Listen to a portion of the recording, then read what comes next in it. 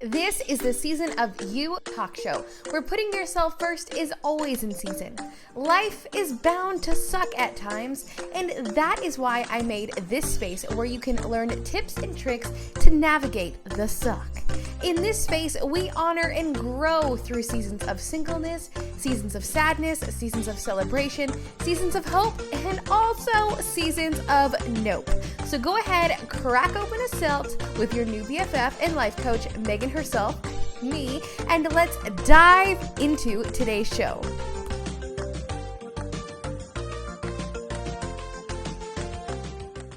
Welcome to today's episode of the Season of You talk show. Today is a very special episode. It is a special upload, and this episode is in honor of my nephew.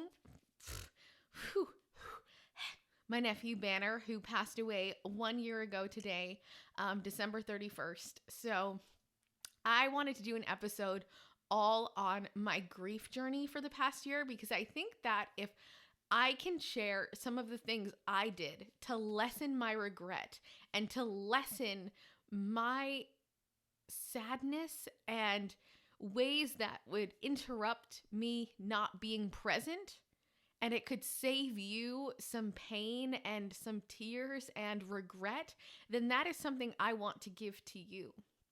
And just some backstory. My nephew was my favorite human on the planet. He had a rare disease called ROHHAD. It's something that 1 in 73 million people get. So very, very rare. There were only 100 cases in the world when he got diagnosed with it. And it was just a slow but rapid progression of the disease. And I was living away for half of his life in California or in Las Vegas. And I missed a large part of his life. And, you know, that could eat me with regret. And however, though, a year later, we are here. It's been 1 year, which I have no idea how. And I have no regret. I have overpouring amounts of love, but I don't have regret. And I truly believe it's because the last 7 months of his life, I had so much intention with my time that I do not feel any regret. And I think that if you are in the process of maybe losing a loved one, or if you are going through this process of someone you know is steadily declining and you don't even want to think about it, so you don't do anything, and then they die and you're like, well, shit, it's really here and it really happened.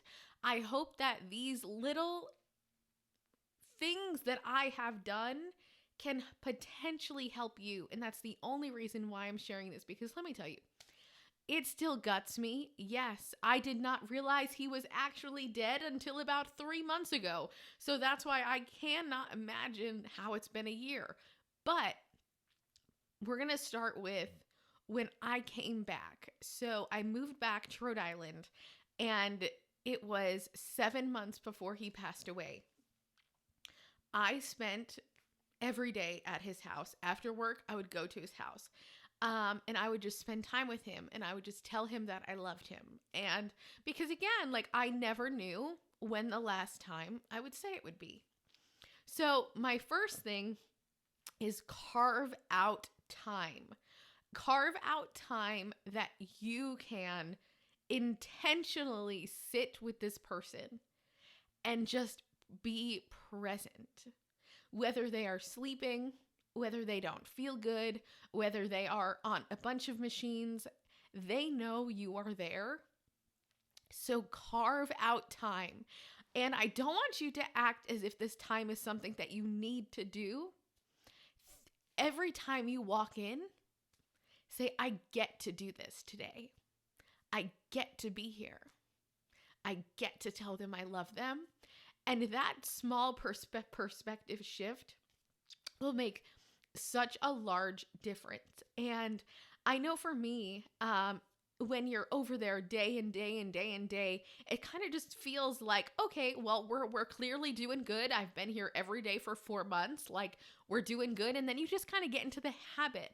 I challenge you, if you have someone who is declining, to never treat it like a habit. Every day, act like you won the fucking lottery and that you get to walk in that door, hold their leg, and tell them that you love them. Because soon that day will not be here. And if you know in your soul that you walked in and you gave them everything you had every day and you put all your bullshit aside and you were present with them, even if it's for 10, 15, 20 minutes, if you are present, if you are laughing, then it will make the world of a difference. And I remember I showed my therapist this video of me singing and dancing with my nephew, and now he was bedridden, so we were just dancing on the couch, we were having a party, and she said, Megan, she said, you are dancing with him, you are singing with him, you are playing with him. And in that moment, I am sure he could forget some pain. And so if you have the ability to show up for 20 minutes and help your loved one not feel pain, whether you tell them a joke, whether you play a game, whether you make them laugh, whether you share some exciting times, whether you bring them a meal, whether you feed them a meal, whatever it is where the outside world doesn't exist, for 15 to 20 intentional minutes, when I tell you, it will change the after part a lot. Now, all of this, again, I am just speaking strictly on my experience. So, every experience is unique. Everyone's grief journey is so different. But like I said, if you can identify with any part of this podcast here today and apply it to help prepare you for what is about to come, then it's worth it.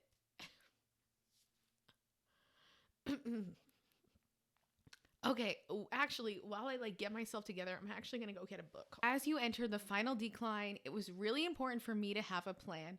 And this is something I was really, really adamant about in therapy. I was like, listen, I need a plan. When he is going down, I need to know what I can do to make myself useful and to make him comfortable. So I said, I need a plan. And so me and my therapist worked out a plan. So if you have a therapist, ask them, let's make a plan. And when this happens, can I reach out? Like, what's going to happen? What's going to go down? But for me, the main thing that we did was in, his final days, we had a scare, and then he was alive for a day and a half after, and then he passed away. But in that day and a half time frame, I knew that I needed to connect him with a place. Now, if your loved one is still alive, ask them where they want to meet you. Don't make it up yourself, because that's really hard, okay? All I could think about when in this moment, when I was trying to do this with him, was the zoo gift shop. That's the only thing I could think about. And I was like, I don't know why the only thing I can think about is I want to meet him at the zoo gift shop. I'm so confused, but that's where it's gonna be. So if your loved one is still alive, just ask them and say, where can we go to meet each other? And come up with that place together and describe it in every aspect. So in your mind, when you miss them, you can go right there and they will be there waiting for you.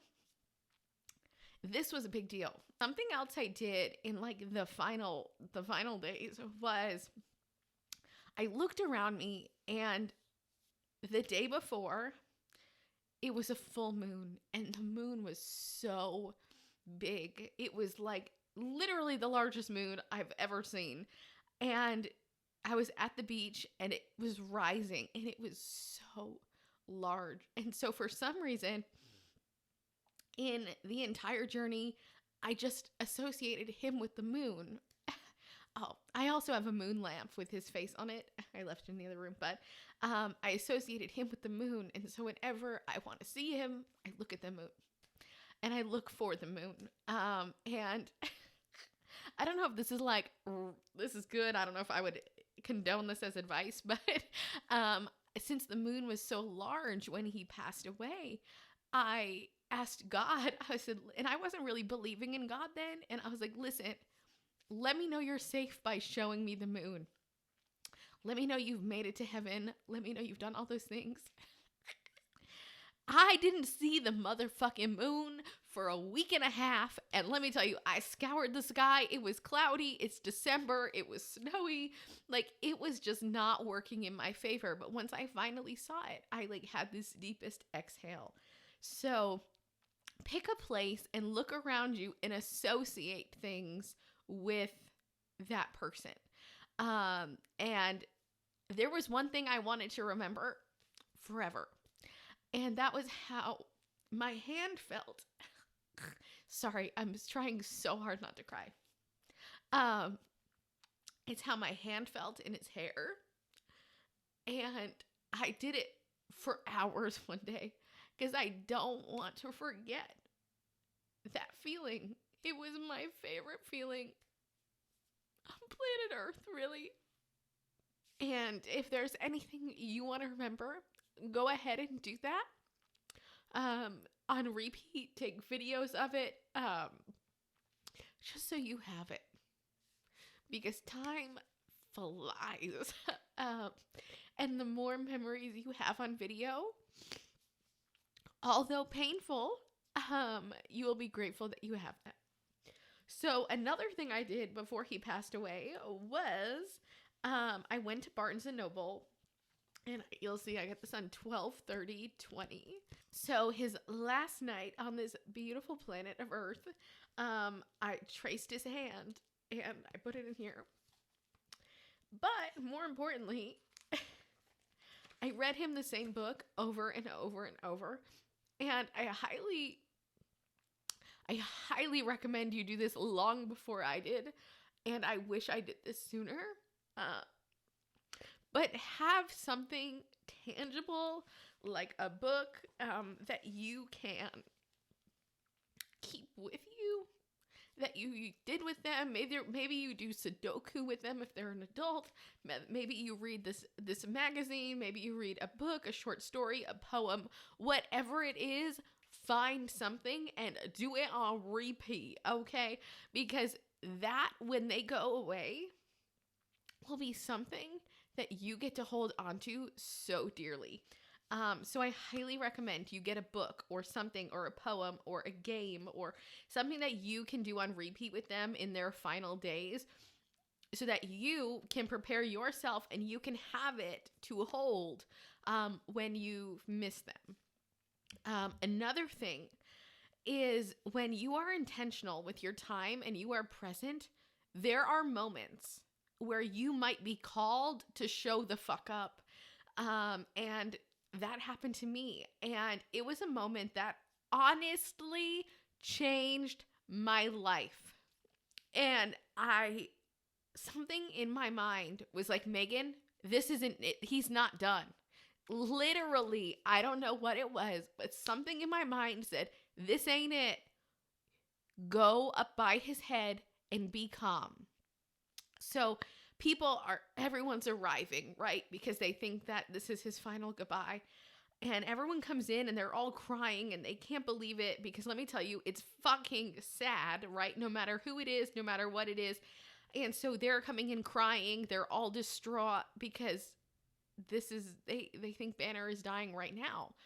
And something in me, and if you ever get this feeling, if you ever get this nudge, I honestly think this is what made me think God existed, was this moment. But I went by his head and I just started talking to him. Talking normal, talking slow, telling jokes, petting his hair, because like I said, it's my favorite thing to do, and just was so calm. And I have been known to not be a calm person, okay? A cop comes behind me and my legs turn to jello, okay? Like I defaulted to anxious in so many of my previous life experiences, but in this one, I was so calm.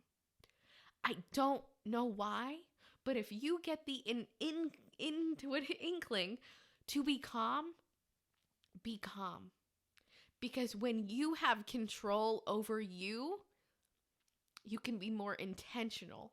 And the entire theme of this podcast is to be intentional with your time and your time with them, so that when they do leave us and they do move on, you have the peace of mind of knowing that you were at peace and you had intention in those last moments. So I read him this book, so I was super calm, and then he woke back up, and then for the final days, he was on a morphine drip, and then his body gave out at 1 a.m. on the 31st. And he was just an amazing dude. Like, I watched him relearn how to speak after having a stroke. What? He just, like, was in a vegetative state, and then one day he said a word, and then hours later he was saying full sentences. Like, an amazing dude. But I have his cards literally falling out of everywhere. I have some here. I stole them all from the place, so if anybody's looking for them, I definitely have them. So what I did was I decided to write down all of the things that happened. And this was a way of me processing what happened. Now, this took me like a few days to be able to be like, oh my God, what? Okay, this really did happen. So I said, I got a phone call telling me that it was time. I drove to the house, and the second I got out of the car, I twisted my ankle and it cracked. I hobbled into the house, threw my coat off, and stood at the foot of Banner's bed. He was just getting hooked back up to his vent, which was breathing for him. His numbers returned to semi-normal levels. I was rubbing his head, and his eyes opened. He was alert. Lindsay fed him a crushed-up popsicle, and he was very happy. Nurse Jamie gave him some liquids and wet his mouth, and he was loving it. So much he kept sticking his tongue out. After family came in and out of the room, Banner kept pushing them away and gave some more was given some more keep comfy meds. Once he was calm, his number started dropping on the vent. I looked at the doctor, worried. She told me to look at him. Okay, this part is really important. I'm just so happy I read this. Now, this doctor specializes in children dying. I know that sounds awful, and I never understood it until it takes a very special person to do this. She said to me, this is very important. If you are struggling with anybody who is on machines and they're in their final moments, please, please, please listen to this. She told me to look at him and not the numbers. She said, you know him better than the numbers. Fact. So I went in and I documented the whole thing. It's a lot of pages long. Then I went into the things that Banner taught me, and then I added pictures into the books of things that he taught me, things that I love, things that I will never forget. I mean, and then I went into how I was scared this day. Life advice not to run from my problems. Then I went into the things he loved, which was the Hulk. Then I went into it's okay to love your Nana more than me. This is to my children.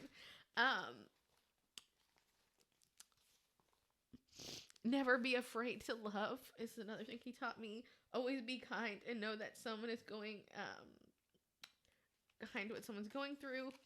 And yeah, so I just went through and I documented the whole thing. And I'm so glad I did, because I actually would have forgotten. In that moment, I looked at the doctor so scared because his numbers were so low. And she looked at me and she said, look at him and not the numbers. And I'm not going to lie, I didn't listen, and I wish I did. So if you are in this situation, please look at your loved one and fuck the numbers, because that's got nothing to do with you, okay? So look at them and not the numbers, because you know them better than you know the numbers, which is a fact because I don't know anything about the numbers. Truly, I know like when I used to sit in the room with him, what they had to be at, and they weren't there. So naturally, it's normal to be scared. And so then he passed away, and I wrote everything about them. So if you are in a situation where your loved one just passed away or recently passed away, please, please, please write down everything about the event. Write down everything about them. Write down everything you loved about them. Write down everything they taught you so you can look back at that and you can keep that for you. Now, I think something that is important is that this is a very selfish journey. And it's selfish because they're gone and it's just you and the relationship you had with them that you want to keep alive and that you want to cherish in your heart. So the things you do are going to have to be selfish. So moving forward, we had his birthday. We did a balloon release. They were biodegradable. But again, still gut wrenching. And then, we're going through, and I like to think of grief like this. When you start off grieving, you have a piece of driftwood and you're just going, getting crashed by a wave, crashed by a wave, crashed by a wave. And you just have this tiny piece of driftwood. And over time, you're in the ocean longer. You collect a piece of wood. You collect another piece of wood. You collect another piece of wood. And all of a sudden, you're still getting hit by waves. But now you have 4 pieces of wood and you can stand on them. And the waves don't seem so big. Then over time, you collect more and more and more. And you just build yourself a bigger boat. The grief doesn't go away. You are still in the ocean of grief. You are just more prepared. And you are more ready for the grief than you were before. And that's kind of the best way I have to describe grief in the cycles it comes in. Because let me tell you, I still get sad. I still miss this dude more than anyone, okay? He was my actual favorite human on planet Earth. And again, my boat is just bigger. The waves are still huge. And my auntie heart still aches. But I know that there are so many amazing times that we had. And I know that the pain that he was in is not bigger than him being here. Because I would never want to be in that pain and I wouldn't want to be here. And so I just have to think of it like that. But all of that to say, grief is like you start off with a piece of driftwood and over time you're able to build yourself a boat. The waves don't get smaller, your boat just gets bigger. And so this leads me up until now, which are holidays and anniversaries without them and how to honor them now that they are no longer here. And for me, I've been really, really trying to think about what I'm going to do to honor him on his anniversary and on Christmas and on his birthday. And so I've been thinking. And one, there is no right or wrong way to do this. I would just like to say that first. And if people tell you not to be sad, tell them to go fuck themselves because this is a sad thing, okay? This is a very sad thing. So, and nobody understands the relationship with you had with them. And that's what's so unique about grief is that everyone grieves so uniquely because their relationship was so different. And so, for Christmas and to honor him, I decided that I would leave Christmas early. So there was a family gathering and I was like, you know what? I'm out. I need to go do something to honor Banner. And I went home. I took 2 bites out of Christmas cookies I had. I put them on a plate and I put milk on the plate. And I put for Banner to share with Auntie. We sat down and we watched a movie he would have loved. And that is how I honored him. I created space, time, and a tangible thing to honor him in his memory. Now, Banner was 6. If your loved one was 40, maybe you'd have a shot of whiskey. Maybe you would, go play bingo. I don't know. Whatever is relevant to you and your loved one, that's what you need to do. But honor them in a way that is both time, so you give them time, but you also give them your full attention. You do not get distracted because, again, it's the intention that you are putting aside time to honor your loved one. Okay? That is the time to honor them. And, you can be a little sad, but just think about it as if they were there with you. And that to me is a big one. If he was here with me, this is what I would want to do. And so that's what I did. Now, for his anniversary, I don't know what I'm going to do. I think that I'm going to go to the same place where I saw the moon. So I'm going to go to the ocean. I'm going to read the book. And I think I'm going to just, this is the hard part. It's so, I think I need to be in the moment to let it speak to me, because I don't want to plan it out. I want him to show me what he wants me to do. And so if you are trying to honor them, think about them. Think about what they would want to do with you. You know what I'm going to do for his anniversary? I'm going to go to the fucking zoo gift shop. I'm so glad that we were all here together for this, because in my head, that is where I said I would meet him. So I'm going to the zoo. I guess that's where I'm going. I'm going to the zoo. Okay, so glad we all could do this together. I'm going to the zoo. And I'm going to buy something at the zoo gift shop, and that's where he's going to be. Because in my head, it is so clear that that's where I said I would meet him. Okay? So glad we could do that. Again, let it come to you. It can be small. It can be big. But remember, you doing something outward isn't going to help you inward. So think about, what can you do for you? What can you do that you had special with them that maybe no one else knows about? What can you do then? Like me and Banner, we always used to watch movies together. So that's why I default to movies. But if you always went on long drives, maybe you go on long drives and play the music that they loved, and you honor them. No right or wrong way to do it.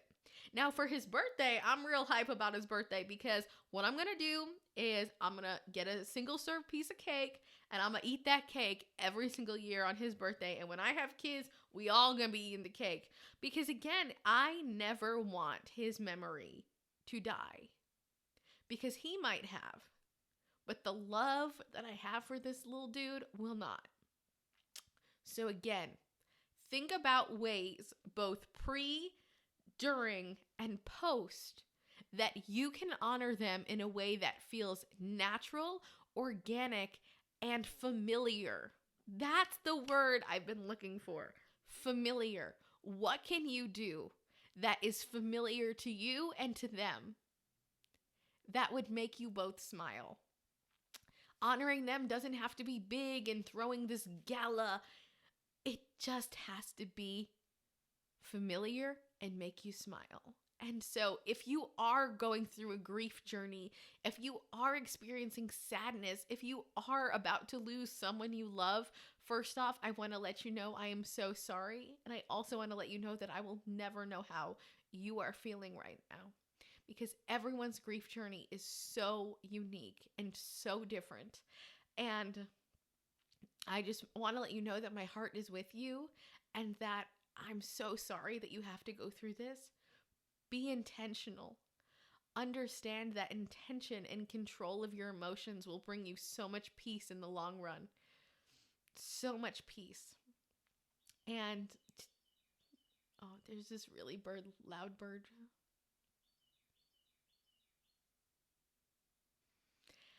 And in this moment, I hope that you are able to realize that you can prepare for this in the best way possible for you. So if it is getting a book, if it is playing a game, if it is watching a movie, what can you do now with them that after you'll be so grateful you did? Because you can always go back to do that and default. I always know that I can say, I love you like the swaying grass. I love you like the trees. I love you like the sound of branches blowing in the breeze. You make me want to somersault and leap up in the air. You make me want to sing and dance and boogie everywhere. Look up and see the silver moon. It's shining just for you. Everything makes music if you really want it to. So listen to the lovely song of the shining stars above, and remember that we can all dance to the music that we love. You make my heart sing joyfully with everything you do. Out of all the things I love most, the very best is you. I love you, buddy. I know that I can do that. So what can you do? What can you put in place that you can tangibly hold, that you can always go back to? Because again, I think something that's not talked about enough, this is selfish. This is for you because they will not be here. So what can you do to self-soothe yourself in the process? Now, again, this might be all over the place. I might have to cut some things here and there, but I did my very best to bring you my grief journey, to hopefully shed light and to let you know that it might be dark and twisty right now. But the only thing that fucking matters is that you show them intention and time and love, because at the end of the day, that's the only thing that matters. So this episode is in loving memory of my nephew, 12/31/20. I love him so much every single day, and I will never stop loving him. So if you are grieving and you have been told that you shouldn't grieve like this or you shouldn't grieve like that, no. Listen, you grieve however you need to grieve, because nobody had that relationship with that person that you were grieving. Because if you are able to grieve, that means you were given the privilege of love. And that is something that not everyone gets. So grieving is a privilege. It means you loved someone so deeply that you are saddened to your core and shaken by their departure. And love is an amazing thing. It also hurts a lot. But being able to love someone is one of the greatest gifts, and you were given that gift. So to everyone struggling, and to everyone grieving, and to everyone just trying to get the fuck through it, you are not alone. There's so many of us out here grieving too, and I just want to give you my love to let you know that you can do this. I love you, Bunny. I love you, Banner. I love you, man. And truthfully, I'll never be the same. But he also makes me the best person I can be every single day, even when he's not here. So don't think that the relationship ends after they pass away. The relationship still continues. If you look for them and if you ask them to join you on this journey, they will be here. It's not over. So I hope you have the most magical day you can. And just know that I'm here with you, grieving right alongside of you. And it doesn't get easier. Our boat just gets bigger. All right, everyone, have a wonderful day. But for now, Megan herself